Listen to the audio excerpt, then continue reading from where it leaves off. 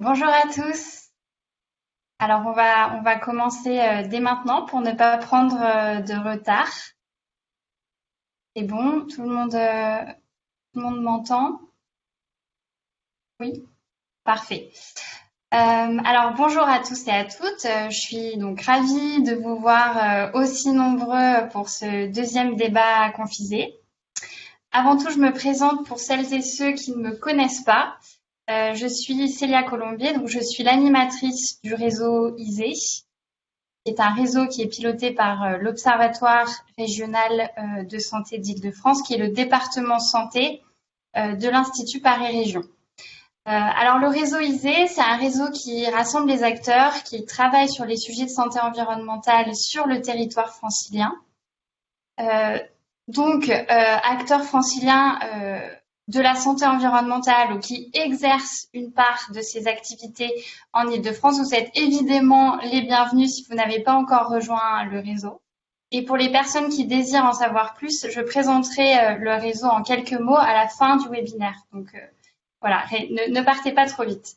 Alors parmi nos adhérents, il y a la PHP, avec qui nous organisons aujourd'hui le deuxième débat confisé, qui est un membre d'ailleurs actif du réseau depuis le début de notre aventure toute nouvelle en 2019. J'en profite pour remercier la PHP qui a eu l'initiative de ce rendez-vous et particulièrement Pascal Delisle avec qui je co-anime ce webinaire. Donc à l'origine des débats confisés, il y a la volonté de créer un nouveau format d'événements puisque on était à un moment où le réseau était confiné et très vite on a souhaité participer à la mobilisation collective qui était à l'œuvre pendant le confinement et qui l'est d'ailleurs toujours actuellement.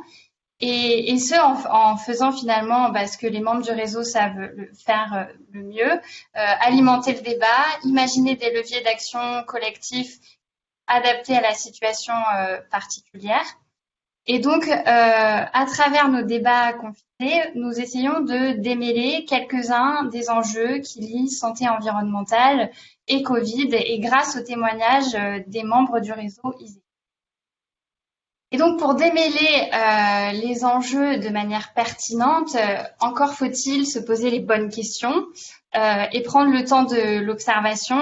On entend partout la nécessité de préparer le monde d'après, mais finalement, préparer le monde d'après, c'est d'abord mettre en lumière les incertitudes qui sont générées par la crise sanitaire. Et force est de constater bien, que les facteurs environnementaux posent question, aussi bien sur l'origine du virus que sur leur rôle dans sa propagation et dans le développement aussi des formes graves. Donc, en témoin des événements dans la capitale, Agnès Lefranc nous partagera aujourd'hui les enjeux auxquels a été et sera confrontée la capitale pour, à l'avenir, prévenir davantage l'influence de l'environnement sur la santé.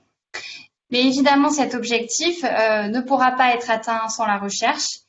Et c'est la raison pour laquelle nous avons invité également le professeur Barouki, qui lui est à la tête du programme européen de réorientation de la recherche qui s'appelle ERA, pour Health Environment Research Agenda. Il évoquera donc avec nous la mise à l'agenda du Covid dans les programmes de recherche européens en santé environnementale. Donc, dans un premier temps, Agnès Lefranc et le professeur Robert Barouki interviendront pendant une quarantaine de minutes et ce sera suivi d'une trentaine de minutes de questions. Et enfin, je présenterai à l'issue de l'échange, comme je vous l'ai dit, le réseau ISée pour celles et ceux qui ne connaissent pas. Vous pouvez, au cours des interventions, poser toutes vos questions en cliquant donc sur la petite icône qui doit être en bas à droite de votre écran, donc Q&A. Et donc, ce sont des questions auxquelles les intervenants répondront à l'issue de leur présentation. Donc, comme j'ai dit, j'ai le plaisir de co-animer ce webinaire avec Pascal Delisle, qui est donc conseillère en développement durable à la direction de la stratégie et de la transformation de la PHP, qui est un service support pour accompagner la transformation des groupes hospitaliers et qui vient d'inclure la thématique de la santé environnementale dans le champ du développement durable, Merci beaucoup Pascal et sans plus attendre, je te laisse présenter les activités de la PHP en matière de santé environnementale et puis nos intervenants du jour.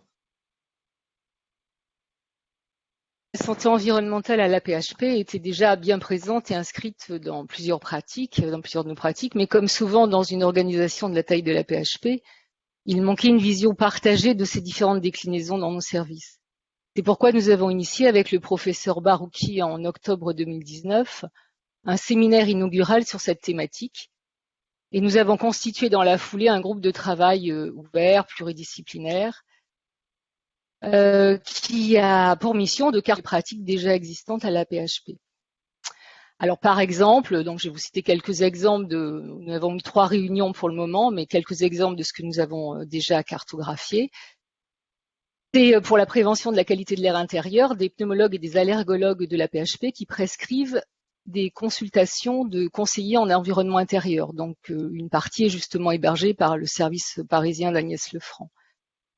Nous avons aussi reçu dans le cadre de ce groupe de travail le docteur Jérôme Langrand du Centre Antipoison de la Riboisière qui nous a présenté un réseau de plateformes, les plateformes Prévenir, dont le Centre Antipoison fait partie, avec des consultations et des avis sur la reprotoxicité de certains polluants environnementaux et perturbateurs endocriniens. Et le docteur Langrand nous a aussi partagé son projet de prévention du saturnisme infantile par une offre de formation pour des praticiens libéraux, médecins, sages-femmes de ville, mais aussi destinés aux praticiens de la PHP. Donc ce groupe de travail nous offre aussi un portage pour le développement de nouvelles thématiques, en particulier bien sûr celles qui sont déjà hébergées dans le plan régional de santé environnement, le PRSE 3 porté par l'ARS Île-de-France et le réseau IC dont nous sommes membres, comme le disait Célia tout à l'heure. Et je pense en particulier à l'action qui préconise de réduire les risques environnementaux chez la femme enceinte et le jeune enfant. C'est notre référence pour le déploiement d'un réseau d'éco-maternité pilote à la PHP, qui comprend déjà 2 axes, la formation des soignants bien sûr, mais aussi la transformation de nos lieux d'accueil et de soins en maternité pour en faire des lieux pédagogiques pour les femmes enceintes et les jeunes parents par leur exemplarité.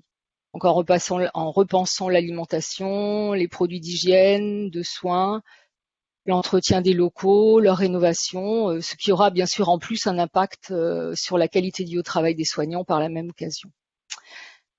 Donc voilà, ça c'est pour vous donner un petit panorama de ce que nous faisons à la PHP en santé environnementale.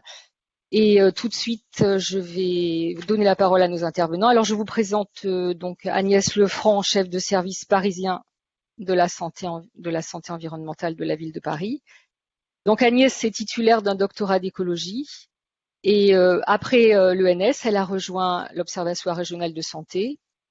Puis en 2016, elle a intégré l'ANSES en tant que directrice de l'évaluation des produits réglementés. Et depuis janvier 2019, elle dirige le service parisien de santé environnementale. Puis nous écouterons la présentation du programme de recherche européen ERA, dont le professeur Robert Barouki va nous parler. Donc le professeur Robert Barouki est chef de service de biochimie métabolique à Necker, chercheur à l'INSERM et enseignant à l'Université de Paris. Il coanime avec nous le groupe de travail santé environnementale, comme je l'ai dit tout à l'heure, et a proposé une inscription de la santé environnementale dans le volet médical du prochain plan stratégique de la PHP. Donc il est actuellement en cours de discussion en CME, en commission médicale d'établissement. Voilà, sans plus entendre, Madame Lefranc, vous avez la parole.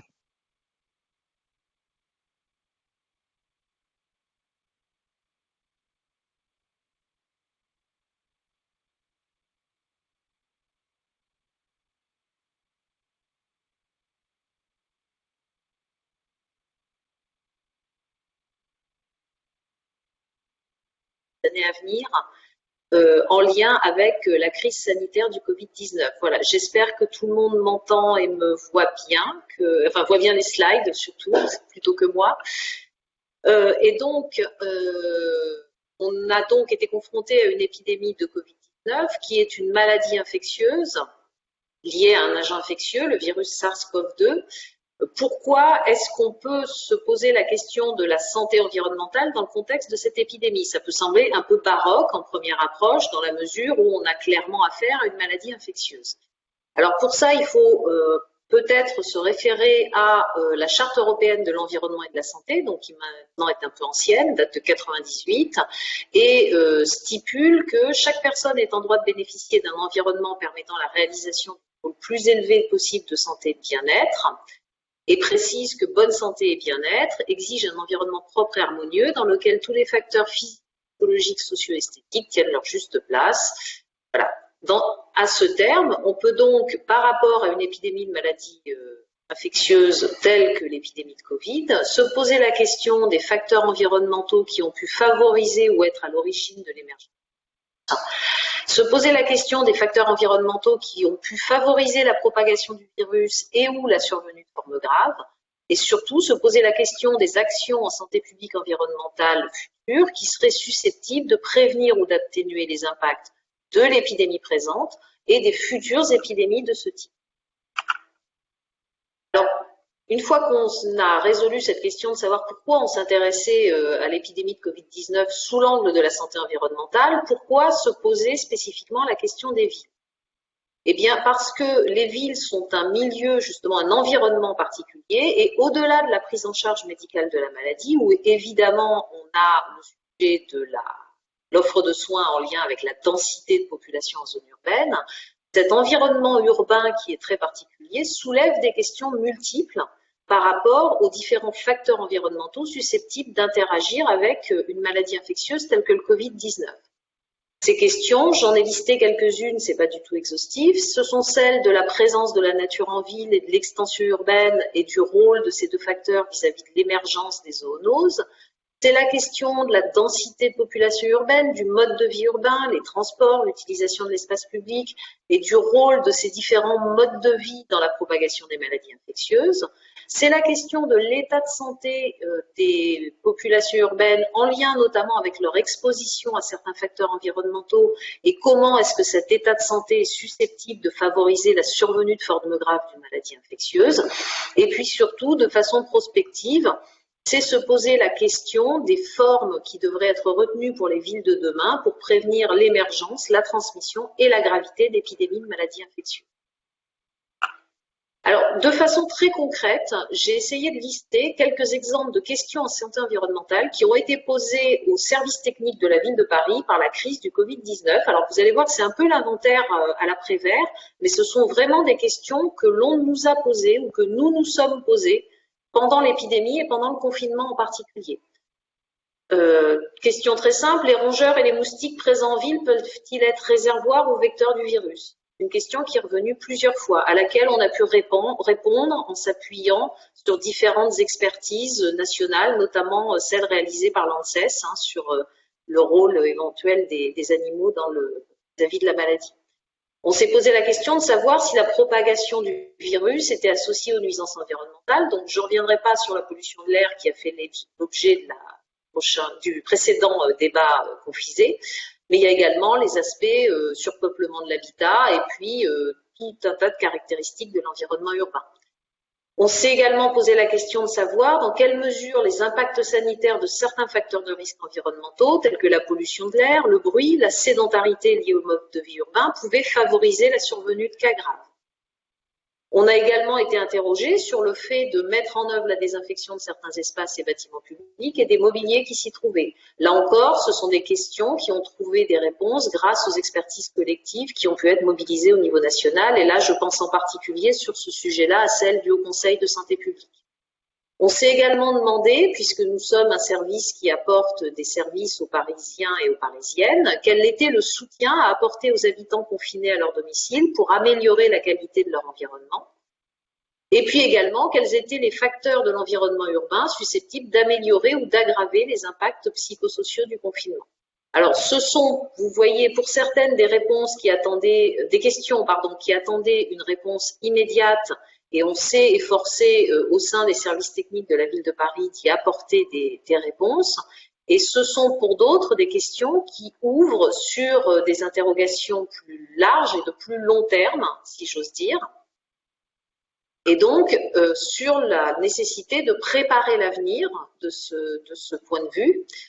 Alors, un premier constat à Paris, c'est que si la population bénéficie globalement d'un niveau de vie élevé et d'un bon état de santé général, où on constate notamment que l'espérance de vie à Paris est plus élevée par rapport aux moyennes régionales et nationales. La situation est par contre fortement contrastée au sein de la ville et on est en capacité de mettre en évidence de très fortes inégalités sociales et territoriales en termes d'état de santé. Par ailleurs, il a été désormais bien démontré que certaines comorbidités, en particulier les maladies cardiaques, respiratoires et métaboliques, étaient des facteurs de risque majeurs pour le développement de formes graves de Covid-19. Dès lors, on est en droit de se demander comment on pourrait mieux connaître les inégalités et leurs origines pour agir afin de diminuer la vulnérabilité des Parisiens face aux épidémies dans leur ensemble et surtout de réduire les écarts de santé entre les Parisiens.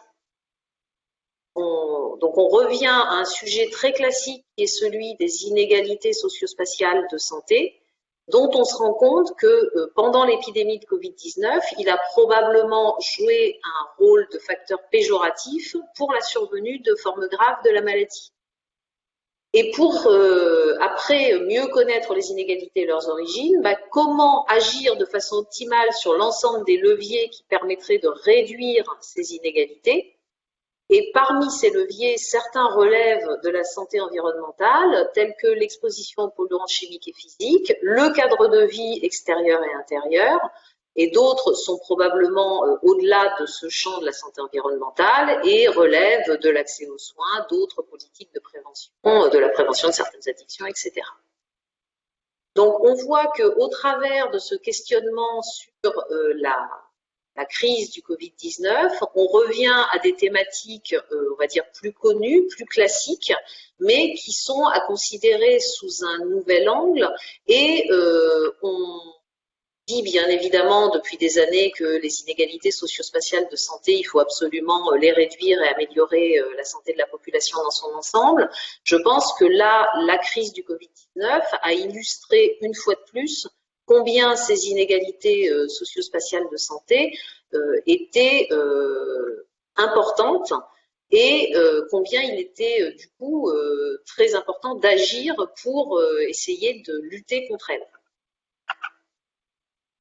Alors, en termes de préparation de l'avenir, un autre sujet qui est assez spécifique de la zone urbaine, c'est les choix d'aménagement et d'usage. On a, dès lors qu'on travaille sur les formes urbaines, des choix à faire sur ces aménagements et ces usages. Ces choix, on peut les faire en fonction de différents facteurs qui peuvent être purement économiques, qui peuvent être liés à des aspects de santé. Et c'est vrai que peut-être jusqu'à présent, le risque épidémique, le risque d'épidémie de maladies infectieuses avait pas, de mon point de vue, nécessairement été beaucoup pris en compte comme un critère de choix de ces aménagements et de ces usages en ville. Quel serait l'objectif qu'on rechercherait dans ce cas-là? C'est d'essayer de minimiser les risques d'émergence et la transmission de la maladie. Alors ça pose la question de la densité urbaine. Densité urbaine, où si on diminue la densité, on augmente l'étalement généralement. Ça pose la question de la présence de la nature en ville. Ça pose la question des modes de déplacement, avec un mode de déplacement, alors transport en commun. On a beaucoup misé sur les transports en commun. On voit dans un contexte d'épidémie les limites qu'il peut y avoir aux usages des transports en commun. Donc, quel mode de déplacement favoriser? Quel équilibre trouver entre des modes de déplacement individuels versus collectifs, des modes de déplacement actifs versus motorisés? Quelle utilisation de l'espace public on souhaite avoir? On voit là encore que cette épidémie a complètement remis en cause certaines des pratiques qu'on pouvait avoir, avec des grands rassemblements organisés sur l'espace public et qui ne sont aujourd'hui plus possibles. Ça pose aussi la question des pratiques de nettoyage et de désinfection de cet espace public, avec là aussi des usages qui ont pu être retenus pour d'autres critères au cours des décennies passées, et puis dont on voit les limites en conditions d'épidémie. Je pense à des pratiques d'aspiration, par exemple, ou à des pratiques qui vont projeter remettre en suspension des poussières présentes et des particules présentes sur les chaussées, et pour lesquelles on s'est posé la question de la pertinence et du risque éventuel de les maintenir en période épidémique. Et puis, il y a un autre sujet majeur qui, je pense, n'aura échappé à aucun des franciliens ou parisiens ou urbains confinés que peut-être vous êtes, c'est la nécessité de prendre en compte les situations de type confinement dans la conception des logements et des aménagements. Très clairement, je pense qu'aucun logement et aménagement n'avait été conçu en imaginant que quelqu'un allait passer 2 mois sans en sortir à Paris ou en Île-de-France. Donc, comment est-ce qu'on peut effectuer sur ces différents aspects des choix éclairés qui prennent non seulement en compte ce risque lié à l'épidémie, mais c'est pas parce qu'on a ce nouveau risque-là qui est juste devant notre nez qu'il faut totalement ignorer les autres risques environnementaux, et notamment les sujets canicules, les sujets d'exposition aux substances chimiques biocides. Alors, je cite ces deux-là, pourquoi ? Parce que exposition aux substances chimiques biocides, alors on a beaucoup parlé de désinfection et on parle toujours beaucoup de désinfection pendant l'épidémie de Covid, mais il ne faut pas oublier que ces désinfectants sont des substances chimiques biocides et par définition sont des substances dont les profils de danger ne sont pas, on va dire, extrêmement favorables. Donc leur emploi doit se faire à bon escient et dans le strict respect des conditions d'emploi, sous peine de présenter des risques inacceptables pour l'homme et pour l'environnement. J'ai pris également l'exemple de la canicule, puisque on voit que sur les dispositifs de climatisation, en particulier climatisation sans entrée d'air extérieur, on a un risque, semble-t-il, accru de propagation du virus lorsqu'on a une recirculation de l'air sans apport d'air extérieur. Donc, comment est-ce qu'on concilie la lutte contre la chaleur excessive dans le cas de la canicule avec la prévention des contaminations par le SARS-CoV-2? Et puis, il faut évidemment pas ignorer le contexte socio-économique, le maintien de l'activité économique, des emplois, puisque on sait là aussi que ce sont des déterminants de santé majeurs. Et donc, on ne peut pas les ignorer si on souhaite améliorer l'état de santé de la population. Alors, la compréhension des interactions entre ces facteurs de risque environnementaux, l'état de santé, le risque épidémique pendant la crise du Covid-19, elle est extrêmement complexe. Puisque, comme vous l'avez vu, on peut avoir des actions dont on voit le bénéfice immédiat, par exemple, la désinfection sur la prévention de la transmission du virus, mais il ne faut pas oublier les effets de bord ou les effets secondaires, si j'ose dire, de certaines pratiques. De la même façon que si on interdit l'usage de la climatisation, il ne faut pas oublier que l'été va arriver avec lui possiblement des canicules. Donc, comment est-ce qu'on est en capacité de comprendre le rôle de chacun de ces facteurs, de voir comment ils interagissent? Ça nécessite obligatoirement de recourir à différents domaines de la science, que ce soit l'épidémiologie, la santé publique, les sciences sociales, l'urbanisme, bien sûr, et de mener des travaux de recherche avec pour objectif final, et je reprends là la casquette service technique d'une ville telle que Paris, c'est que pour apporter une aide à la décision aux métropoles ou aux villes dans la gestion des crises épidémiques, il est absolument indispensable de considérer toutes les problématiques de santé publique dans leur ensemble et non isolément, c'est-à-dire de ne pas répondre simplement au cas par cas avec une optique de pompier et de curatif, mais d'essayer de réfléchir de façon prospective en prenant en compte les interactions entre les différents facteurs. Et à ce titre, je vais citer juste un exemple pour essayer d'illustrer mon propos qui semble peut-être dans l'absolu un peu obscur. Si je prends l'exemple étalement urbain, densité urbaine et transport, quel choix pour la ville de demain? Est-ce qu'on continue à redensifier? Est-ce qu'on repart vers de l'étalement urbain? Est-ce qu'on favorise le tout transport en commun? Est-ce qu'on reconstruit des 2 fois 4 voies pour pouvoir mettre plus de véhicules particuliers, fustiles électriques dessus?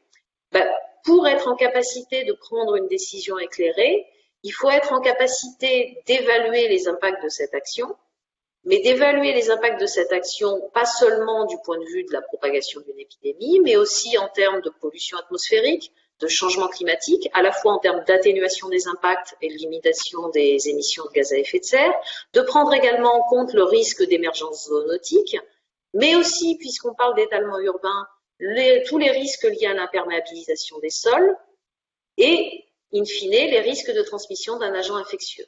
Donc on a affaire à un système, à mon sens, extrêmement complexe, qui est à ce stade assez mal connu, qui est également certainement très variable spatialement, donc les résultats et l'évaluation des impacts dans une situation donnée n'est pas nécessairement directement transposable à une autre situation. Toutefois, on voit bien qu'en termes méthodologiques et en termes de production de connaissances, on est vraiment en attente d'éléments sur ces différents aspects. Et à ce titre, je pense que si dans ma présentation, j'ai précédemment indiqué que les questions en santé environnementale posées à une métropole par la crise du Covid-19 représentaient un challenge pour une ville telle que la ville de Paris, je pense que c'est également un challenge pour la recherche, puisqu'on ne pourra prendre de décisions éclairées que grâce à la production de connaissances et à une meilleure connaissance de ces systèmes extrêmement complexes. Voilà, je vous remercie de votre attention.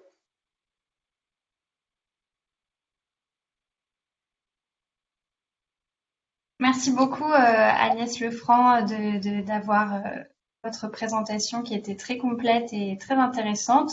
Je laisse du coup la parole au professeur Robert Barouki qui va nous parler des perspectives de la recherche européenne sur ces sujets. Je rappelle évidemment que vous pouvez poser des questions. Pour le moment, vous êtes un peu timide. Il suffit de cliquer sur la petite icône à droite qui est d'inscrit Q&A et on répondra par la suite à vos questions. Merci beaucoup. Je vous laisse la parole. Merci, j'espère que vous m'entendez bien. Donc bonjour à toutes et à tous. Merci aussi Agnès d'avoir parlé donc d'une situation assez particulière de Paris, mais d'avoir à cette occasion-là finalement passé un tour d'horizon assez complet des problématiques. Et ce sont des choses qu'on va un peu revoir dans la présentation que je vais faire. Donc la présentation porte surtout sur le programme européen HERA, donc Health Environment Research Agenda for Europe. Ce programme a démarré début 2019. Il regroupe un certain nombre de chercheurs de plusieurs pays, j'y reviendrai, et il est financé donc par la Commission européenne. Et ce que nous demande la Commission européenne en 3 ans, donc ça, il dure jusqu'en 2021, ce que nous demande la Commission, c'est de lui fournir des arguments pour proposer un agenda donc de recherche sur la thématique environnement, climat et santé, en identifiant à la fois les besoins en termes de politique publique et les priorités en termes de recherche. Donc c'est comme je l'ai dit, un programme qui regroupe des scientifiques, des chercheurs de plusieurs pays européens, comme vous le voyez. Il est coordonné par la France. D'ailleurs, il y a plusieurs institutions françaises qui participent à ce programme, que ce soit du côté santé, autant que du côté environnement et des agences sanitaires. Donc, c'est assez complet. Et comme je l'ai dit, le but initial, en fait, n'avait absolument rien à voir avec Covid-19. C'est juste quelles politiques de recherche dans le champ environnement, climat et santé pour l'Europe. Je voulais commencer par une petite introduction concernant un certain nombre d'indicateurs qui vont finalement plutôt dans le bon sens depuis quelques années. On voit que bien sûr la population augmente, la pauvreté diminue dans le monde au total, hein, bien sûr, et la longévité a tendance à augmenter, même s'il y a d'autres indicateurs comme la durée de vie en bonne santé qui sont peut-être eux plus mitigés. Mais enfin, il y a des choses qui vont bien. Mais la question pour nous, c'est avec tout ce qui va bien, est-ce qu'on n'est pas en train aussi de préparer une situation difficile pour les générations à venir? Et là, on voit un certain nombre d'indicateurs qui sont plutôt plus difficiles, notamment la perte des forêts, la déforestation, le problème de l'eau dans certaines régions du monde, la température qui augmente nettement, donc le réchauffement climatique et on le sait depuis quelques années, la biodiversité qui continue à diminuer. Donc il y a toute une série d'indicateurs qui vont bien, mais d'autres indicateurs qui vont mal et qui en fait risquent d'être problématiques pour les générations à venir. Et c'est là-dessus que nous sommes appelés à réfléchir et réfléchir dans un cadre, en fait, un cadre politique actuel qui a pas mal changé donc récemment, avec en tout cas une intention au niveau européen d'implémenter ce qu'on appelle le Green Deal et toute une série de propositions qui sont finalement assez ambitieuses. On verra ce qu'il en sera, mais en tout cas que ce soit sur le climat, sur l'économie circulaire, sur une Europe à zéro pollution, les aspects alimentation aussi, et sur la biodiversité, il y a toute une série d'objectifs qui sont très ambitieux, et on ne pourra réellement atteindre ces objectifs que si on a une recherche suffisante qui va nous permettre de décider par quels moyens atteindre ces objectifs, comment, est-ce qu'ils sont atteignables, et puis d'être un tout petit peu plus sur les mécanismes et les décisions à prendre par les instances politiques. Donc on est dans une configuration, disons, ambitieuse, en tout cas sur le plan politique. Alors comment on fait quand on nous demande comme ça de réfléchir sur les meilleurs programmes de recherche à prévoir dans l'avenir? D'abord on consulte, il y a des chercheurs parmi les partenaires de HERA, mais on consulte beaucoup. Et on consulte à deux titres, et là c'est ce qu'on appelle notre méthode en Y, où vous voyez que d'abord on consulte des parties prenantes, des gens qui sont par exemple des politiques, des ONG, des industriels, des scientifiques aussi, bien sûr. Et donc on les consulte pour savoir surtout quels sont les besoins, d'après eux, dans les années à venir, quels sont les besoins de connaissances qu'ils ont pour instaurer telle ou telle politique, quelles sont les décisions, les réglementations à prendre dans les années à venir. Et d'autre part, on fait une consultation auprès d'instances scientifiques très diverses, et à partir de là, ce qu'on essaie de savoir, c'est quels sont les manques de connaissances dont nous souffrons. Et en tout cas, donc, par quels moyens on pourrait combler ces manques de connaissances. Et nous fusionnons les deux, les besoins de stratégie, disons, politique d'une part, et les besoins de connaissances scientifiques, pour essayer de produire ce qu'on appelle des grands objectifs, research goals, donc c'est des grands objectifs, et essayer comme ça de classer de manière, j'espère, cohérente les recommandations que nous pouvons faire à la Commission pour les appels d'offres et pour la stratégie scientifique dans les années à venir. Et donc là, vous avez un peu le résultat que je ne vais pas présenter en grand détail parce que je veux passer plus de temps tout à l'heure sur l'aspect spécifique donc Covid-19, mais en tout cas le résultat de nos cogitations dans un rapport que nous avons publié, que vous pouvez retrouver sur notre site, vous aurez l'adresse tout à l'heure, et qu'on a classé plutôt par grands objectifs, puisqu'on a consulté justement les parties prenantes. Et ces grands objectifs sont d'une part, évidemment, réduire les impacts du changement climatique et la dégradation des écosystèmes. Vous savez, dans ce groupe de chercheurs, nous tenons beaucoup à établir un lien fort entre les personnes qui travaillent sur les écosystèmes, donc les écologues en particulier, donc sur l'environnement au sens global, et les gens qui sont dans le domaine de la santé, établir des ponts entre les deux. Et c'est très important, c'est ce qu'on appelle One Health dans d'autres situations. Donc, premièrement, réduire ces impacts. Deuxièmement, éliminer les expositions environnementales nocives pour la santé, par exemple les polluants chimiques, mais aussi les polluants biologiques ou physiques et d'autres. Troisième point, comment promouvoir une vie saine dans une société inclusive, donc à la fois des propositions en termes de mode de vie, enfin je veux dire comment avoir le mode de vie le plus sain possible dans une ville ou ailleurs, et dans une société aussi qui soit saine. Donc là vous avez toute une série de propositions. Donc ça, ce sont des objectifs en termes de recherche avec ces objectifs-là. Ensuite, il y a un certain nombre d'objectifs qui sont plutôt méthodologiques, qui sont très importants en recherche. Il faut arriver à avoir les bonnes infrastructures, les bonnes méthodologies pour aboutir à ces objectifs. Le premier, c'est améliorer un aspect qui est l'évaluation de l'impact sur la santé des facteurs environnementaux, faire valoriser des études interventionnelles c'est quelque chose qui est très très important. Avant de prendre une décision, par exemple dans une ville, comme ça a été dit tout à l'heure, il faudrait arriver à modéliser les choses et avoir une idée des impacts.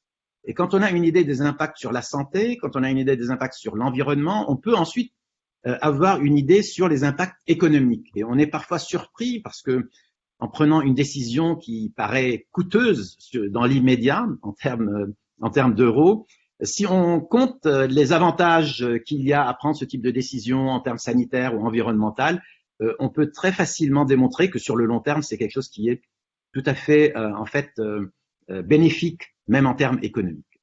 L'autre aspect, c'est développer des infrastructures. On ne peut pas faire de la recherche sans des infrastructures solides, fortes.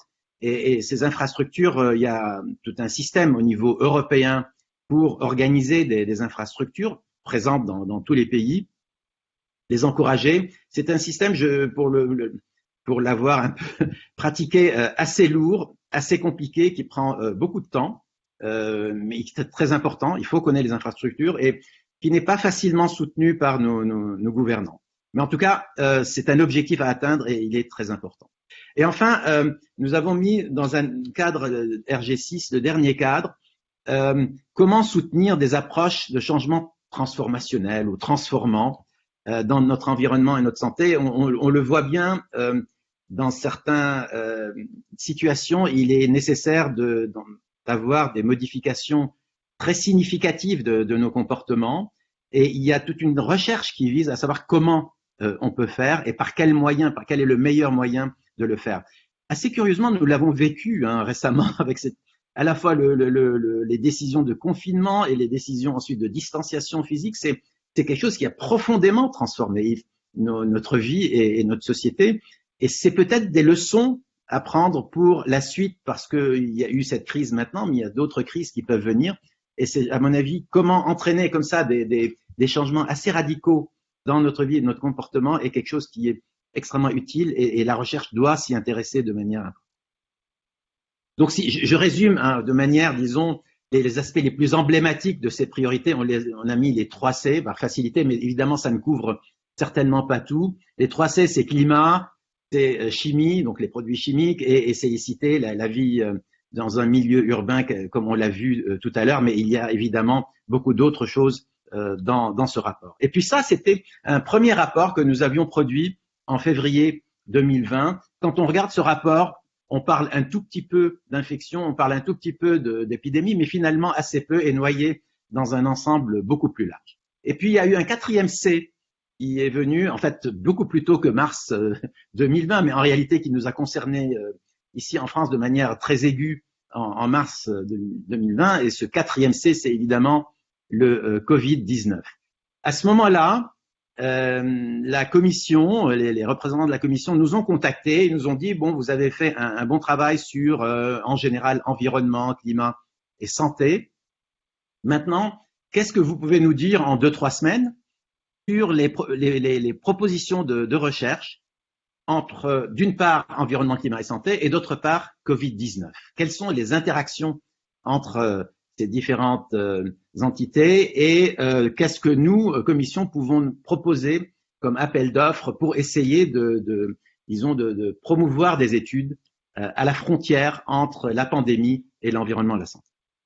Donc ça, je dois avouer que nos collègues, nos partenaires se sont mobilisés de manière assez remarquable en très très peu de temps, et nous avons produit un document qu'on a publié il y a environ un mois sur cette interface, cette interaction et les propositions que nous faisons. Et vous allez voir que nous faisons des propositions assez semblables à ce qu'une ville comme Paris peut avoir comme questionnement. C'est un peu plus large que ça, mais au fond, c'est assez proche, et ça prouve qu'il y a une certaine cohérence dans les objectifs. Nous avons en fait à chaque fois distingué des grands objectifs, donc qu'on appelle Research Goals, mais cette fois liés au Covid, et nous les avons classés donc 3 grands thèmes. D'abord, comprendre les facteurs environnementaux qui ont favorisé l'émergence et la propagation du virus, j'y reviendrai. Deuxièmement, mieux appréhender l'impact sur la santé du Covid-19 et des facteurs de stress environnementaux. Quand on a les deux ensemble, ou l'un avant l'autre, qu'est-ce qui se passe? Est-ce que l'environnement finalement favorise l'infection, ou plutôt l'environnement favorise-t-il la sévérité ensuite de la maladie? Autre question. Et puis, comment évaluer l'impact général de la pandémie Covid-19 et de la réponse à la pandémie sur notre société, sur notre économie et aussi sur la santé en général. Et puis, il y a un autre aspect un peu plus global sur les grands changements environnementaux et les pandémies dans l'avenir. Je ne reviendrai pas là-dessus, mais il est en fait assez inclus dans les trois autres. Donc, voilà les trois champs que je vais essayer de vous détailler un tout petit peu plus. Donc, les premières questions, c'est quel rôle des facteurs environnementaux dans l'émergence et la propagation du virus? Et plus précisément, donc, quel est le lien entre le changement climatique, les interventions humaines comme la déforestation, par exemple, la perte de la biodiversité et des habitats qui ont changé et le coronavirus et donc en particulier son émergence. Là, vous avez entendu beaucoup de choses et notamment on a beaucoup parlé de déforestation. Il est bien clair que ce ne sont pas uniquement les interventions humaines qui ont fabriqué ou créé la pandémie. L'existence d'épidémies existe depuis toujours. C'est pas nécessairement quelque chose de récent, mais ce qu'il est important de savoir, c'est si ces interventions humaines ou le changement climatique ont pu augmenter la fréquence de ces pandémies, augmenter la gravité ou la rapidité avec lesquelles ces épidémies donc émergent et diffusent. Donc on est dans quelque chose de quantitatif.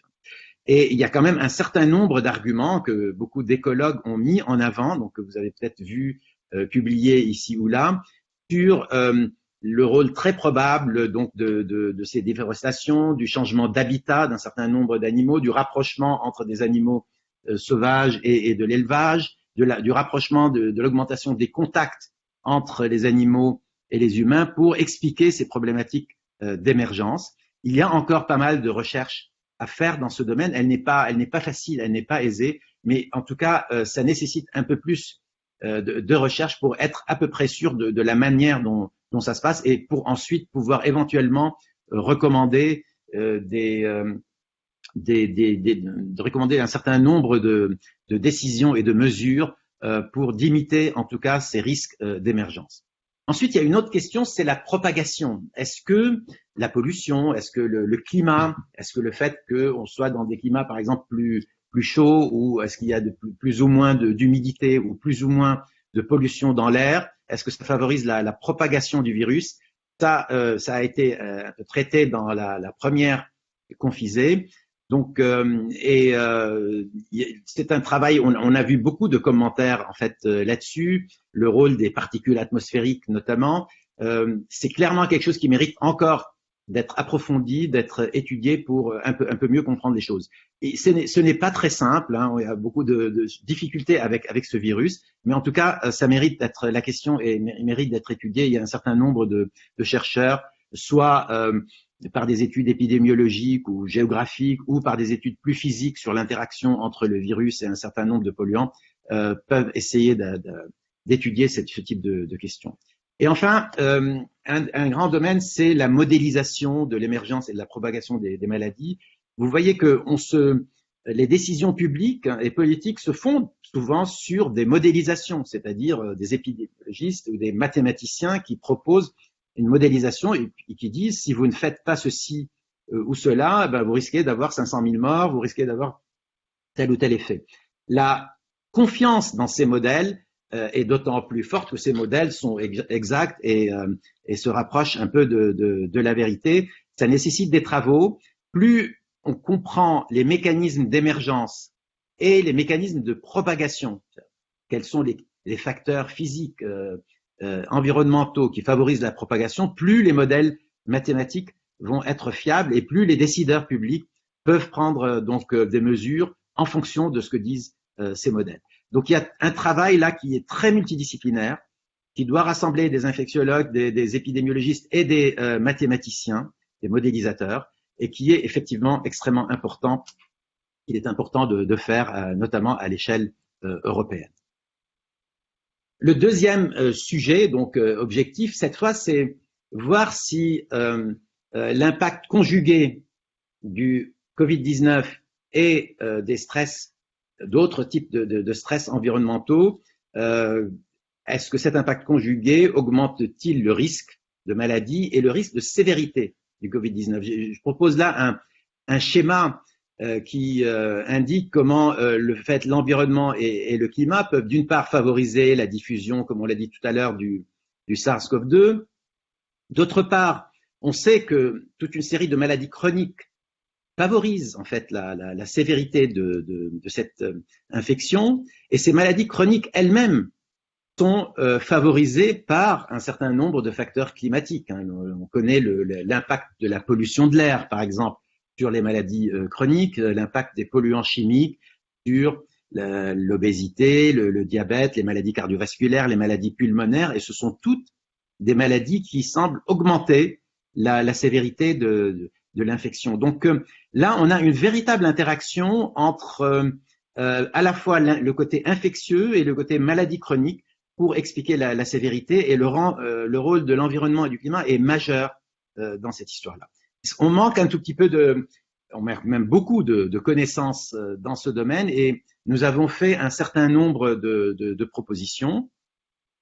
Les premières, c'est comprendre les problèmes que se posent à la société, identifier des populations à risque, donc faire des études de type épidémiologique, et notre proposition, disons, pratique sur ce plan-là, est d'harmoniser et de coordonner toutes les études sur des cohortes épidémiologiques qui sont faites au niveau européen. La plupart de ces études sont faites dans un pays ou un autre. En France, on a de nombreuses cohortes qui existent, qu'on suit depuis un certain nombre d'années. On a des études épidémiologiques plus transversales qui sont enclenchées, et notamment sur cette question de Covid-19. Dans chacun des autres pays européens, il y a pratiquement des études qui sont en cours et des cohortes. Et il nous a paru très important d'harmoniser et de coordonner toutes ces études à l'échelle européenne. Pourquoi c'est important? Parce que, comme vous le savez, parfois une seule étude épidémiologique souvent ne suffit pas à établir un lien sûr entre une infection, par exemple, ou un facteur environnemental et une pathologie. Il est souvent nécessaire de multiplier les études. Une des raisons, c'est d'avoir un nombre de patients ou de citoyens suffisants qui participent à l'étude. Donc, le nombre compte beaucoup, et ça, c'est beaucoup plus facile, évidemment, de le faire à l'échelle européenne. Donc là, il y a un aspect extrêmement pratique, d'ailleurs, qui a commencé parce que la Commission, il y a à peu près une semaine, a lancé un appel d'offres pour la coordination des cohortes à l'échelle européenne. Ensuite, la relation entre Covid et les impacts du changement climatique, on l'a un peu cité tout à l'heure.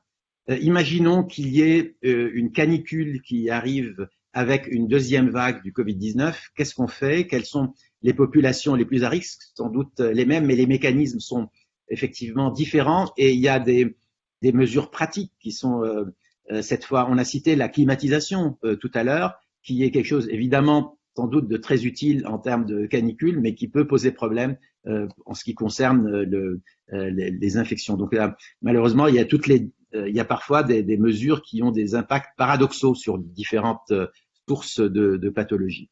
Donc ça, c'est un point de recherche fondamentale.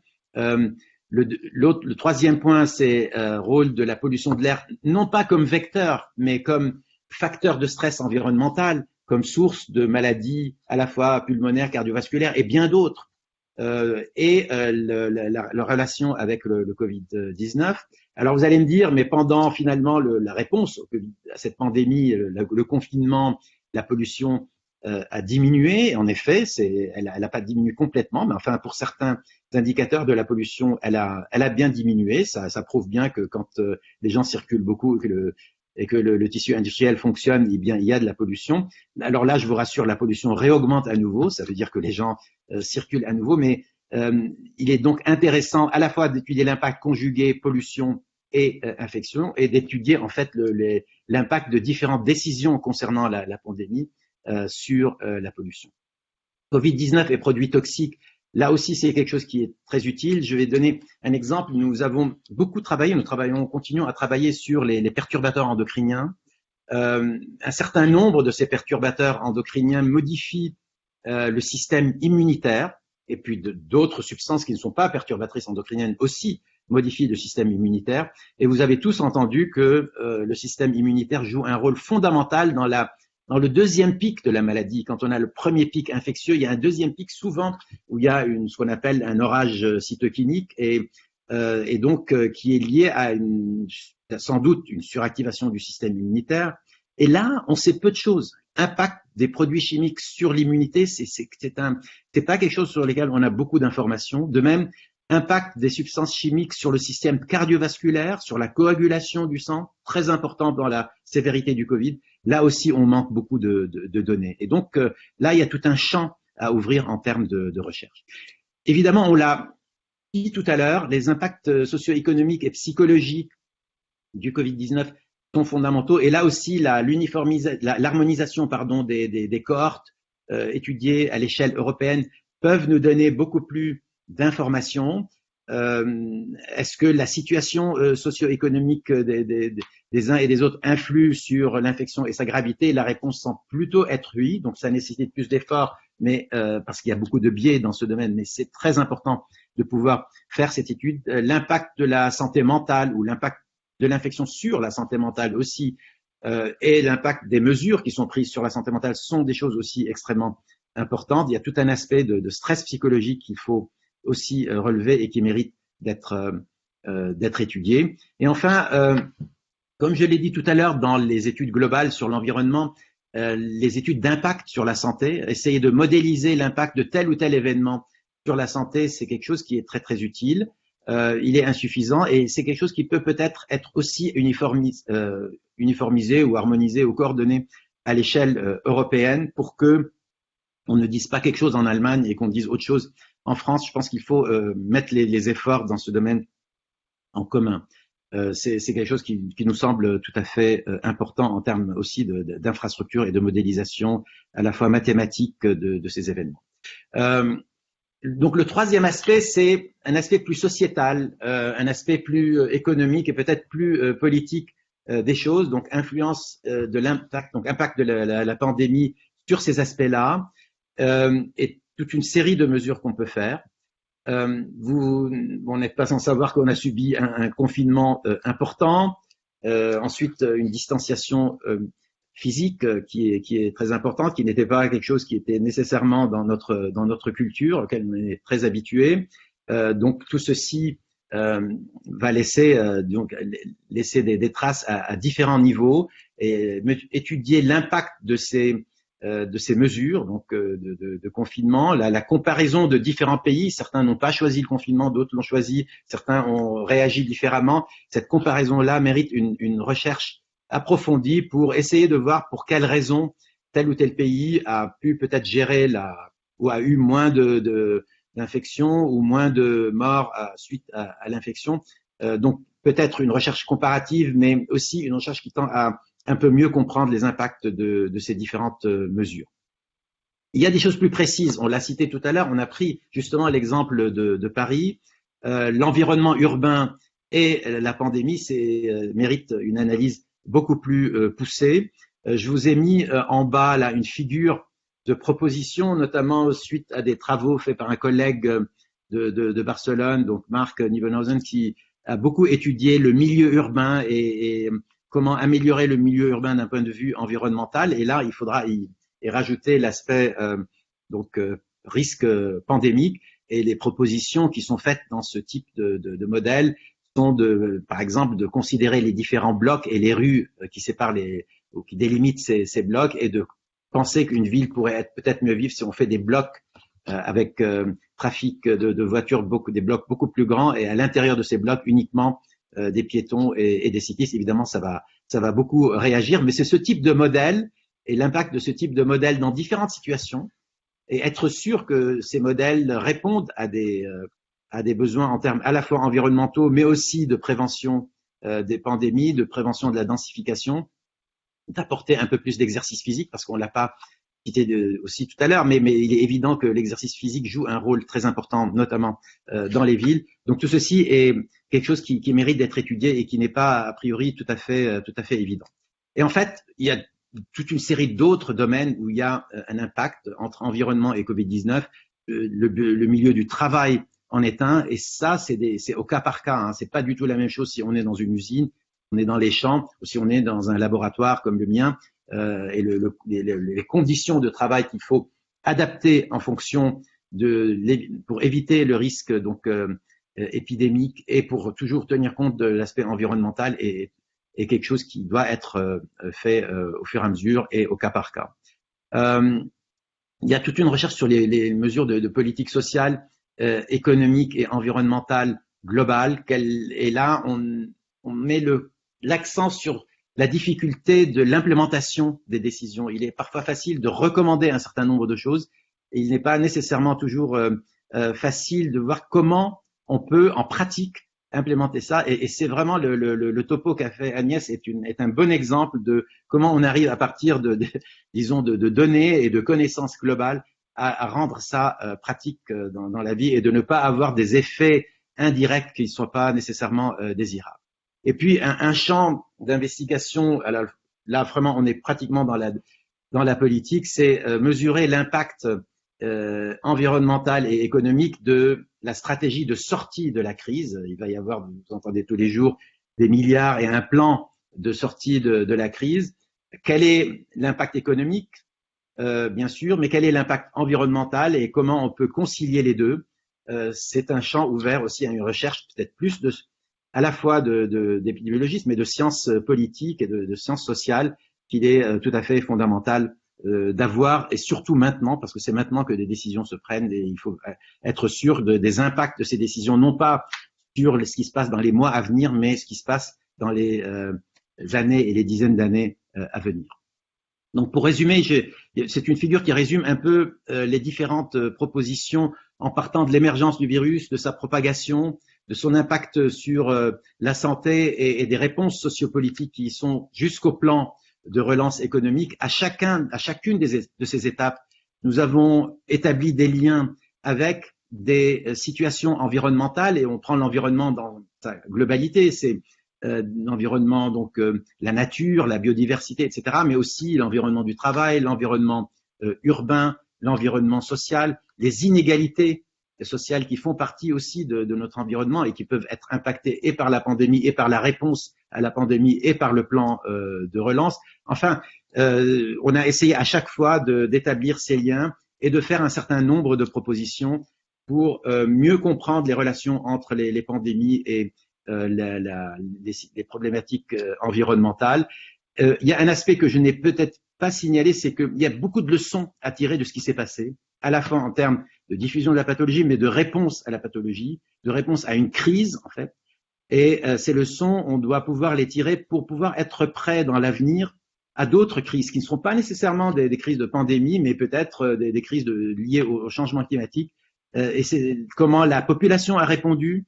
Faut-il imposer des mesures? Faut-il laisser à la population le soin d'appliquer ces mesures? Ce sont des choses extrêmement importantes. On doit tirer toutes ces leçons pour être prêt pour l'avenir. On risque d'avoir d'autres situations délicates à gérer. Et donc là, c'est une petite photo de l'ensemble des partenaires et une invitation à participer à un autre webinaire donc qui aura lieu ce lundi 15 juin, donc avec alors cette fois détaillant beaucoup plus que je ne l'ai fait les propositions en termes de recherche de ERA, donc de Covid ERA, que je viens de proposer. Donc ce sera beaucoup plus détaillé. Ça a la caractéristique d'être un séminaire présenté uniquement par des femmes, donc Brigitte Statsen, Catherine Ton, Yana Klanova, et d'avoir comme chairwoman donc Jenon Jensen, qui est d'une ONG européenne qui s'appelle HEAL. Notre site, vous pouvez le consulter pour avoir tous les documents dont j'ai parlé aujourd'hui, que vous pouvez voir. C'est donc eraresearcheu.eu, donc on a 2 fois l'Europe, donc on aime beaucoup l'Europe dans ERA, et donc allez consulter ce que nous faisons.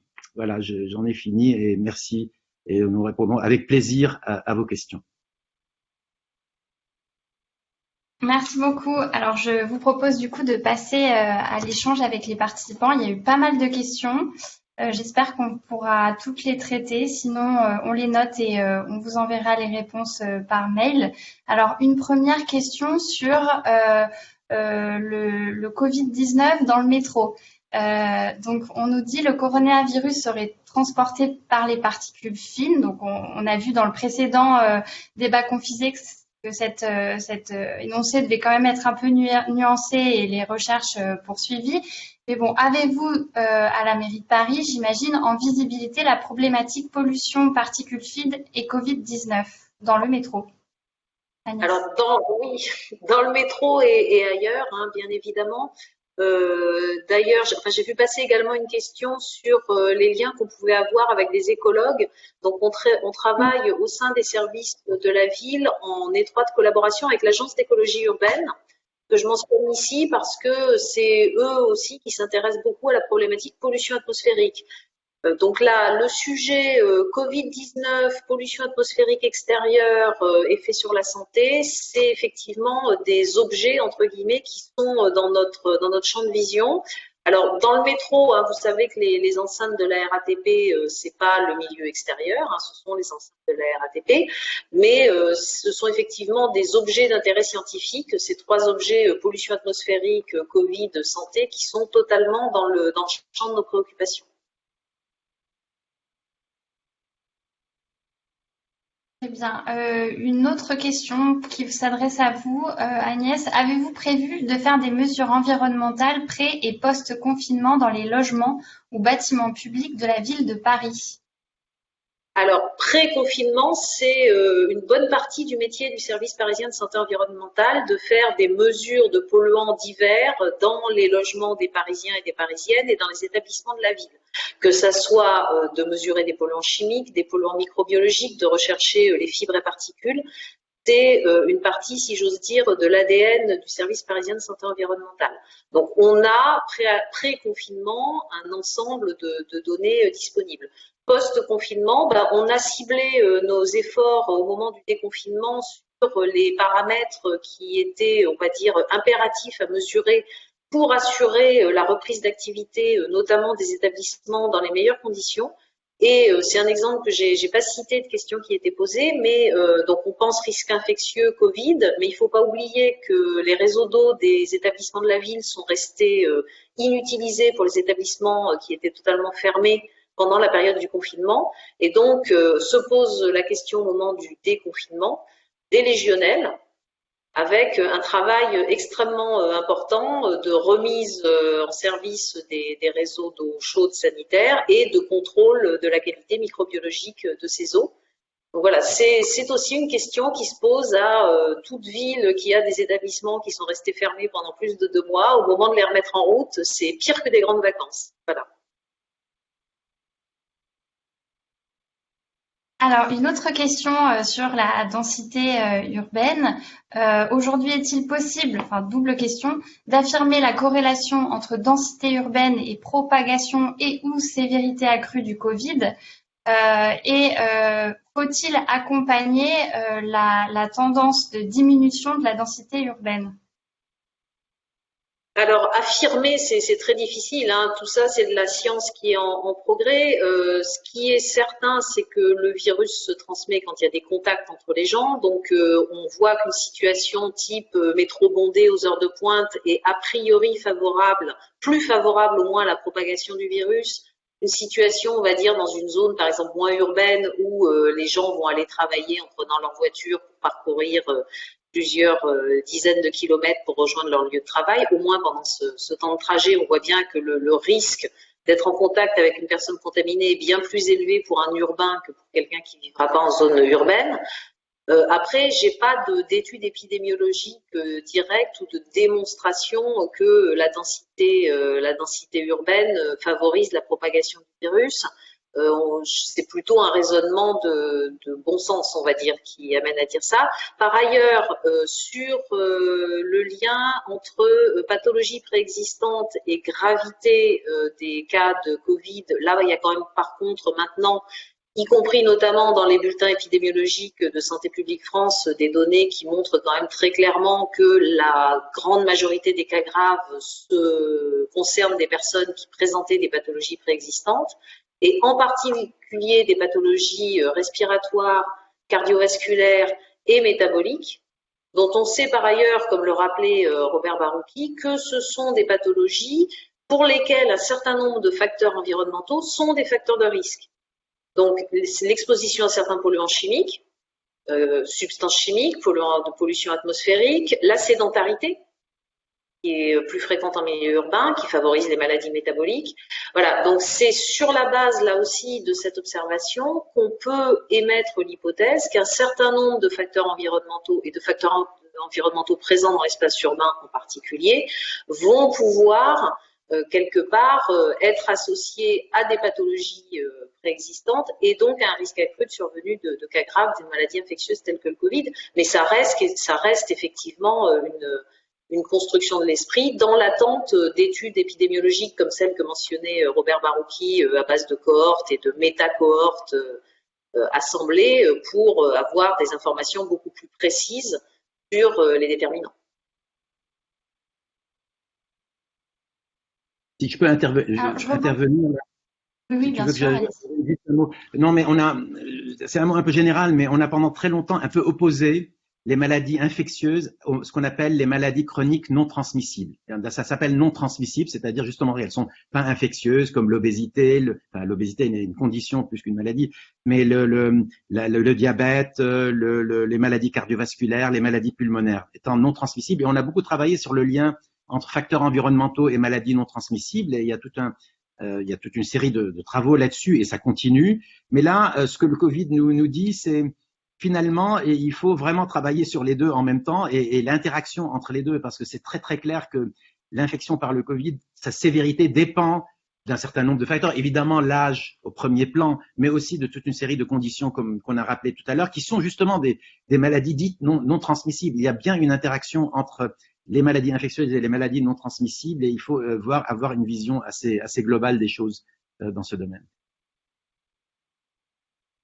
Alors, je rebondis, vous avez cité, là, on parle clairement des déterminants de santé. On a une question assez vaste sur les déterminants de santé. Sont-ils le lien entre urbanisme et santé? Si oui, quels sont-ils et sont-ils catégorisés par la recherche? Je suis pas sûre de bien comprendre la question. Ce qui est certain, c'est que les formes urbaines, certaines caractéristiques de l'urbanisme sont des déterminants de santé.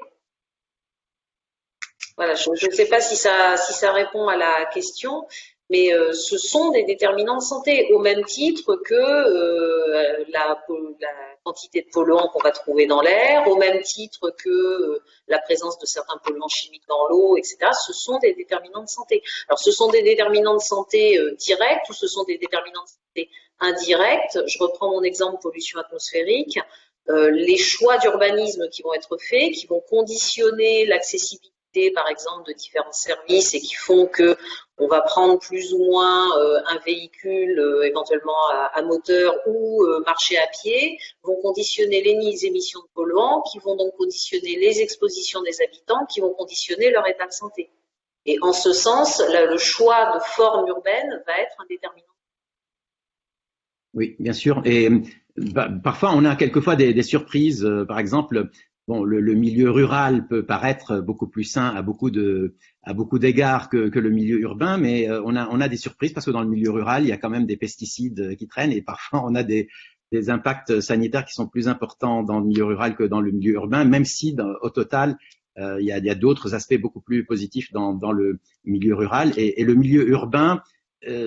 Ça veut dire quelque chose et ça dépend beaucoup de quelle ville on parle et de quel milieu urbain. S'il y a beaucoup d'espaces verts, s'il y a beaucoup d'espaces d'étendues d'eau, eh bien c'est pas tout à fait la même chose que si c'est extrêmement dense et uniquement bétonné. Donc là, il y a des arguments quand même qui deviennent de plus en plus clairs sur l'impact très positif des espaces verts, par exemple, dans le milieu urbain. Ça fait une belle transition avec ma question. Cette crise du Covid-19 ne souligne-t-elle pas la nécessité d'inclure les enjeux de biodiversité à part entière dans le champ de la santé environnementale? Tout à fait. C'est une très belle illustration. C'est un sujet qui était déjà présent et qui tournait sur. Il y a d'autres exemples où on voit bien le lien biodiversité-santé. Là, je pense qu'effectivement, aussi bien en termes d'émergence alors je reprends l'exemple aussi de Robert Barouki sur les espaces verts. À un moment, j'ai mentionné les facteurs qui pouvaient être péjoratifs ou au contraire améliorants de l'état de santé mentale, en particulier pendant le confinement. Très certainement, le fait d'avoir au moins la vue sur un espace vert ou d'avoir dans la distance accessible quand on était confiné un espace vert ou au moins la vue sur un espace vert, à voir, notamment au travers des différentes études de cohorte qui vont pouvoir être menées, mais il est possible que ça ait été un des déterminants de l'état de santé mentale des personnes pendant leur confinement. Donc on voit bien là tout le rôle de la nature en ville, de la biodiversité aussi, partie là, au-delà de l'émergence, effectivement, qui est un sujet majeur. Non, mais c'est tout à fait vrai. Donc, il y a de plus en plus d'arguments. Je pense que c'est un domaine qui doit se développer encore. C'est pas suffisamment développé et qu'il y a des concepts à amener qui sont. Mais c'est un bel exemple en fait, l'émergence des maladies infectieuses et la biodiversité. Mais je pense que là aussi, il faut qu'on avance un peu dans la recherche et une recherche qui inclut à la fois des gens qui connaissent bien les écosystèmes, les écologues, et des gens qui connaissent bien la santé, et les mettre un tout petit peu ensemble pour faire ce type de travaux.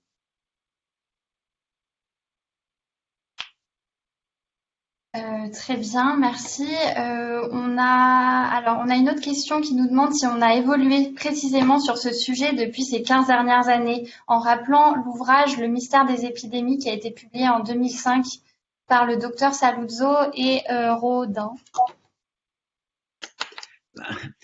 L'avancée des connaissances ne se fait pas nécessairement de manière continue. C'est une courbe qui peut être variable et il faut reconnaître une chose, c'est qu'on s'intéresse beaucoup à quelque chose au moment où ce risque et ce problème a lieu. Et parfois, on a tendance un peu à laisser tomber, entre guillemets, et s'intéresser à l'autre crise qui arrive et ne pas mettre suffisamment d'efforts. Je pense qu'on le regrette actuellement. C'est-à-dire je pense qu'il y a beaucoup d'efforts qui auraient pu être faits au moment des autres crises sur le sur d'autres pathologies de ce type, qui auraient pu peut-être être poursuivis de manière plus active, notamment en termes de recherche, et qui nous auraient donné en fait un certain nombre de clés pour la crise actuelle. Mais c'est comme ça, et on est tous fautifs. Je mets pas du tout je ne mets personne en cause, mais franchement, c'est un peu une tendance. Il faut pas le faire, et notamment maintenant, il faudrait pas non plus que la problématique de la pandémie nous fasse oublier qu'il y a des crises très importantes qui ne sont pas si loin, le changement climatique, des crises environnementales, elles arrivent. Il ne faut pas, à cause de la pandémie, qu'on oublie de faire des travaux et de régler et de se préparer à ces autres crises. Alors, merci beaucoup pour cette réponse. Alors, une question qui a été posée plusieurs fois.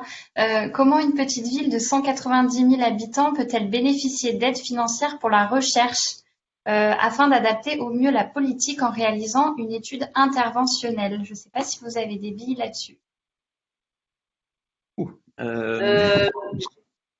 Pas nécessairement de réponse là tout de suite. Je chercherai éventuellement peut-être de l'ADEME qui a des financements pour des études interventionnelles de ce type-là, mais ça dépend en fait beaucoup du. Alors d'ailleurs, ça rejoint. Je vais profiter de ça. On a quand même un sujet en France et en Europe, je pense, Robert, sous ton contrôle, de saucissonnage des disciplines. Ah oui. C'est très difficile de travailler sur des sujets complexes tels que celui que vient d'illustrer au travers des différentes présentations et des réponses aux questions. Et donc, pour les financements, c'est un peu pareil. C'est-à-dire que suivant le thème sur lequel va porter l'intervention, ça va être des financeurs différents qui vont être soit dans le champ de la santé, soit dans le champ de la maîtrise de l'énergie, etc. Et c'est parfois un peu difficile transverse de trouver, de boucler les financements, mais il y a quand même il y a quand même possibilité pour une collectivité territoriale d'obtenir des financements auprès de différentes agences et intervenants nationaux. Après, sur les aspects vraiment purement recherche, Robert. Non, mais je vais, moi, bon, Dieu sait que je fais une recherche qui n'est pas spécifique, c'est pas une recherche interventionnelle ou autre, mais cela dit, ça ne m'empêche pas de penser que ce sont des recherches extrêmement importantes.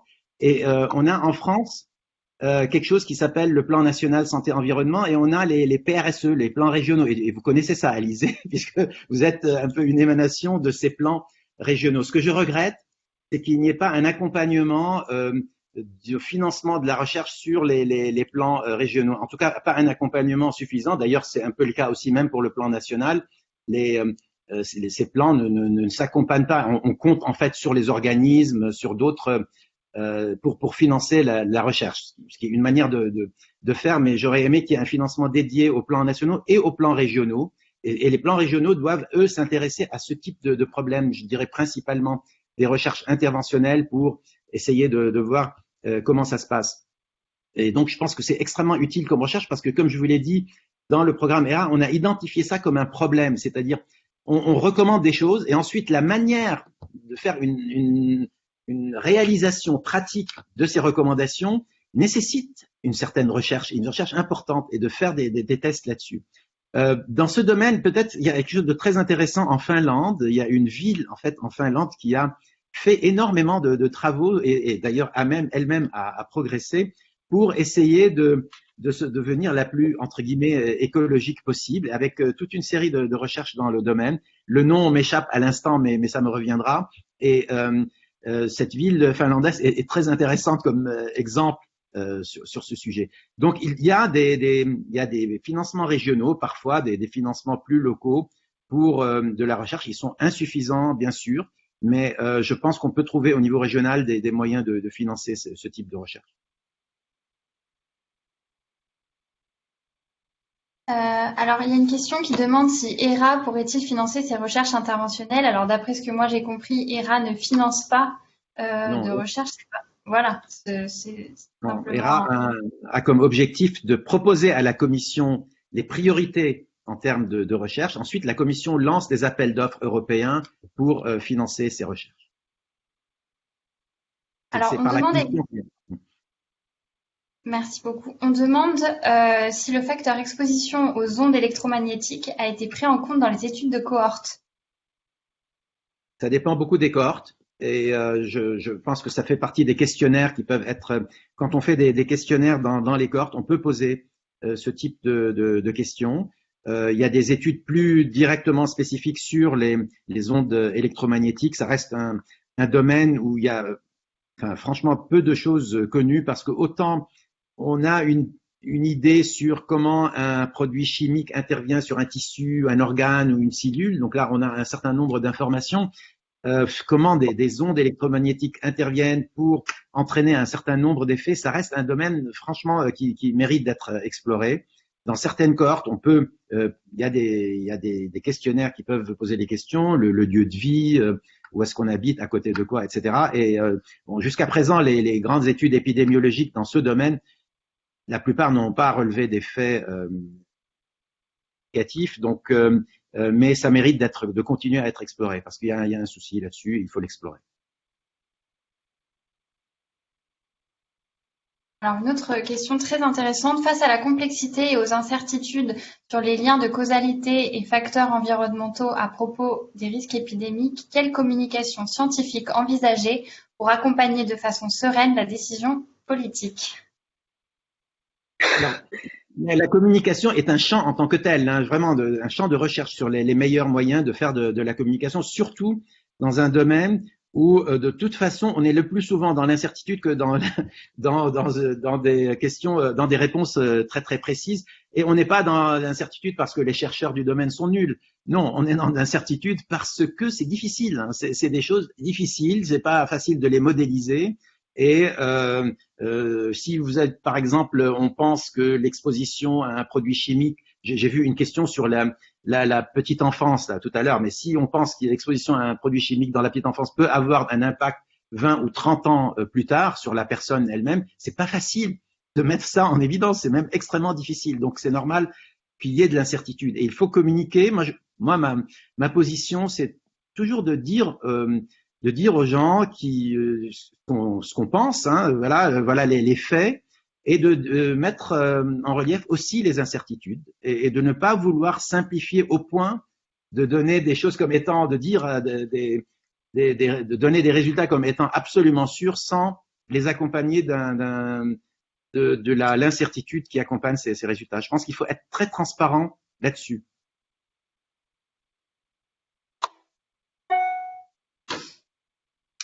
Merci beaucoup. Alors, oui, vous voulez rajouter quelque chose, Agnès? Non. Après, effectivement, il est indispensable d'accompagner la communication des résultats, de la communication des incertitudes qui les entourent. Après, aussi bien pour le décideur que pour, on va dire, la société, c'est une source d'inconfort, l'incertitude. Il faut en être bien conscient. Et quand bien même on la communique, c'est donc souvent quelque chose qui est oublié dans la façon dont les résultats sont interprétés. Donc il y a aussi, je pense, un rôle de responsabilité de la communauté scientifique de rappeler l'importance de ces incertitudes et de ne pas elle-même sombrer dans l'énonciation de grandes vérités quand elles ne sont pas totalement établies. Et malheureusement, on voit que des situations de crise comme celles qu'on a pu connaître sont parfois favorables à ce type de choses. Oui, on est tout à fait d'accord. Alors, est-ce que la diversité des profils urbains pourrait influencer la généralisation des résultats d'études interventionnelles pour être au final peu possible d'être directement transposable de ville européenne en ville européenne? Je rajoute simplement que une personne dans le fil de discussion suggère peut-être que Monsieur Barouti voulait parler de la ville de Lahti. Oui, en effet, c'est celle-là, Lahti, oui, exactement. Merci. Alors, sur la transposabilité, c'était un des points que j'ai évoqué très rapidement. Je pense qu'effectivement, aucune ville n'est identique à aucune autre, hein. On est sur des systèmes, on peut avoir des grandes catégories qui se dessinent, mais on est vraiment sur des systèmes tellement complexes que chacun est particulier. Par contre, je pense qu'en termes de méthode, il y a des choses qui sont très clairement transposables. Et c'est là-dessus que l'apport de la recherche sont attendus, quoi. C'est quelle méthode mettre en œuvre et puis quel facteur prendre en compte, quel mécanisme, quel lien entre ces facteurs prendre en compte. Et après, effectivement, les facteurs seront pas toujours présents, pas toujours au même niveau d'un endroit à l'autre. Et donc, il y a de toute façon un travail d'adaptation à faire. Et ce qui justifie d'ailleurs pleinement le fait que ça soit pas fait nécessairement au niveau national ou au niveau européen, mais que les collectivités territoriales aient un rôle important sur ces problématiques-là, parce qu'elles sont au plus près de la connaissance du terrain. Oui, il ne faut pas non plus trop attendre à chaque fois d'avoir une étude qui soit généralisable, mais enfin, quand on compare, il y a beaucoup d'études sur beaucoup de villes, par exemple, qui comparent plusieurs villes et qui arrivent à établir des corrélations entre certaines caractéristiques des villes et une amélioration de la santé. On a parlé des espaces verts, des espaces bleus tout à l'heure. Et par contre, il reste aussi le pourquoi, hein. Enfin, pourquoi vraiment quand il y a des espaces verts, et c'est plus compliqué qu'on ne le croit. Et beaucoup de gens, par exemple, disent que c'est le fait de permettre de l'exercice physique est un des facteurs essentiels de l'amélioration de la santé. Le fait de promouvoir l'exercice physique à cause de fait qu'il y a un parc à côté ou un petit lac ou autre est un facteur essentiel. Au-delà des aspects de santé mentale ou peut-être d'un peu moins de pollution ou autre. Tout joue, mais il faut vraiment prendre des choses dans leur globalité.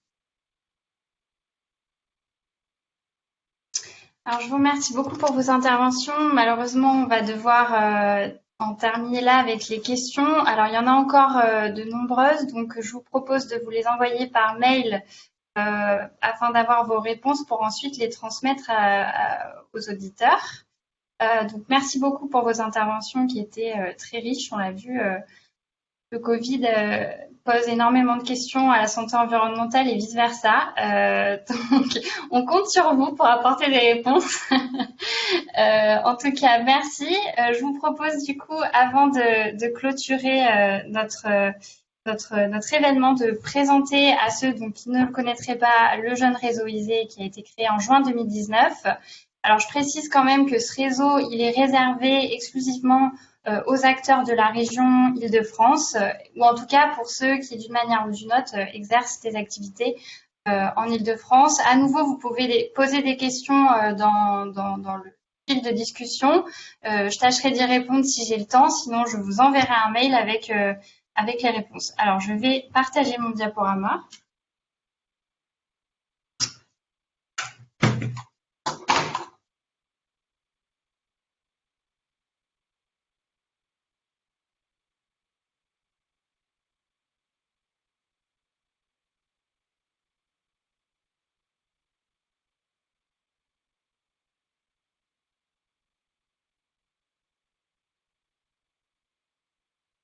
Alors voilà le réseau ISE.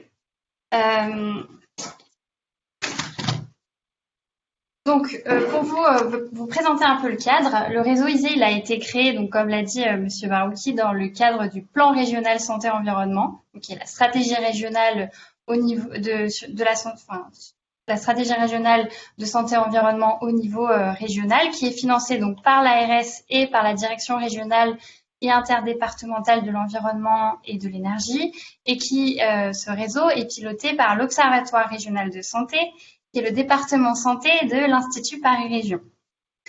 Donc aujourd'hui, pour vous présenter un peu nos membres, le réseau, c'est 81 adhérents, qui sont très divers, parce que l'idée, c'est vraiment de justement d'intensifier et diversifier les collaborations entre des acteurs issus de secteurs très différents.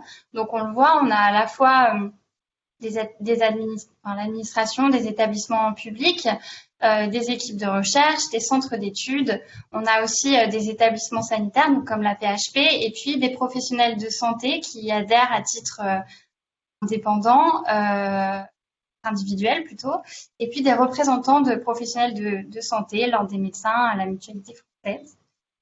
Il y a également des associations, évidemment, elles sont très nombreuses dans le réseau, des collectivités territoriales et puis des organismes de conseil, de formation en santé-environnement et évidemment quelques sociétés, quelques acteurs privés. Donc en fait, tous ces acteurs, ils ont pour point commun de travailler sur des thématiques de santé-environnement, alors très diverses comme vous pouvez le voir. Donc c'est les sujets qui sont traités dans le réseau et évidemment c'est pas exhaustif puisqu'on essaye un peu de quadriller la santé environnementale et on reste ouvert au développement d'autres sujets au sein du réseau. Donc vous le voyez, alimentation, amiante, produits phytosanitaires, bruit, habitat, santé et aménagement, santé et biodiversité comme on a pu l'évoquer. Donc des sujets très vastes. Alors pourquoi adhérer au réseau ? Il y a plusieurs raisons. La première, si vous souhaitez partager votre expérience et faire connaître davantage vos travaux, vos outils et puis aussi faire la promotion de vos événements, vous en avez la possibilité par différents moyens.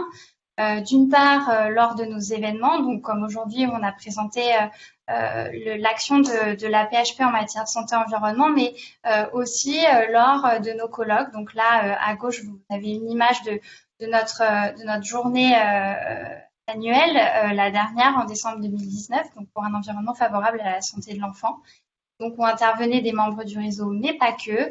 Et puis également par le biais de notre lettre d'information qui présente à chaque fois un membre du réseau. Mais aussi par le biais du réseau, vous pouvez avoir accès à de l'information, à des ressources qui sont partagées par des professionnels du secteur. Donc là, on a des captures d'écran de notre plateforme, puisque le réseau donne accès, l'adhésion au réseau donne accès à une plateforme collaborative en ligne fermée qui est comme un peu un Facebook de la santé environnementale. Faire simple, donc où sont publiés beaucoup de ressources, de veille, des articles scientifiques, mais aussi des événements. Donc on le voit dans les différentes sphères qui sont dédiées à des thématiques précises. Il y a plusieurs types d'informations, aussi des informations de presse, des outils pratiques, des rapports très divers. Et puis le réseau aussi vous permet de mobiliser notre écosystème, donc tous nos adhérents, pour faire avancer les thématiques que vous portez, vos projets à vous, et puis également lancer des événements, pourquoi pas. Donc par exemple, c'est ce qu'a fait l'ORS qui utilise le réseau pour mener à bien des projets en santé-environnement. C'est également ce qu'a fait Promo Santé Île-de-France en publiant avec le réseau une sélection de ressources sur la qualité de l'air intérieur. C'est aussi ce qu'a fait le réseau Graines Île-de-France, qui est un réseau d'associations d'éducation à l'environnement, qui a, avec le réseau, élaboré un recensement des formations et des actions éducatives en santé-environnement en Île-de-France. Là, vous voyez sur la photo, donc c'est une photo d'un atelier qu'on a mis en place sur l'achat responsable. Voilà, il est possible aussi de faire des ateliers, de proposer des ateliers, de vous aider à organiser un.